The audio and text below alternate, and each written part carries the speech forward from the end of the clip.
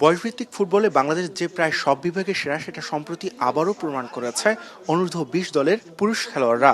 মালদ্বীপে অনুষ্ঠিত সাফ আসরে ভারতকে হারিয়ে চ্যাম্পিয়ন হয় এবারের বাংলাদেশ। দেশে ফেরার পর তাদের দেওয়া হয় জমকালো সংবর্ধনা।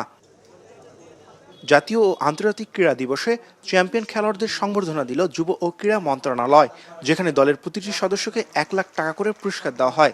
এছাড়া সরকারের ক্রীড়া কার্ডের আওতায়ও আনা হয় ফুটবলারদের। মিঠু সকল খেলোয়াড়দের পক্ষ থেকে এই ট্রফিটি আমাদের মাননীয় প্রধানমন্ত্রীর হাতে তুলে দিতে চাই।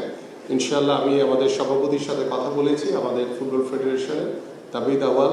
আমরা দ্রুতই ইনশাআল্লাহ আমাদের মাননীয় প্রধানমন্ত্রীর কাছে আমরা এই অনূর্ধ্ব-20 সাব চ্যাম্পিয়নশিপের সেই ট্রফিটি আমাদের মাননীয় প্রধানমন্ত্রীকে তুলে দেবো। যে কোনো খেলাই হচ্ছে টিম গেম।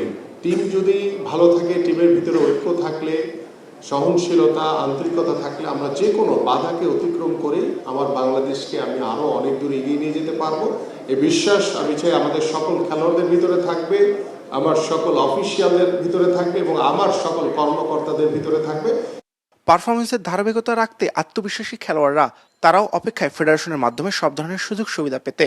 দীর্ঘদিন ন্যাশনাল টিমে যেন সার্ভিস দিতে পারি এবং বাংলাদেশকে যেন টপ ক্লাস লেভেলে নিয়ে যেতে পারি, এটা আমার টার্গেট। তো আমি চাইবো আমার ফেডারেশন যেন এফসি আন্ডার-20 উপলক্ষে দেশের বাইরে ক্যাম্প করায় এবং শক্তিশালী প্রতিপক্ষের এগেইনস্টে যেন আমরা ম্যাচ খেলতে পারি। Honored to be representing the country and to thank you to everyone, BFF president. ফেডারেশনও জানিয়েছে নিয়মিত অনুশীলনের মাধ্যমে খেলোয়াড়দের সব সময়ের জন্য তৈরি রাখা হবে বিভিন্ন টুর্নামেন্টের জন্য।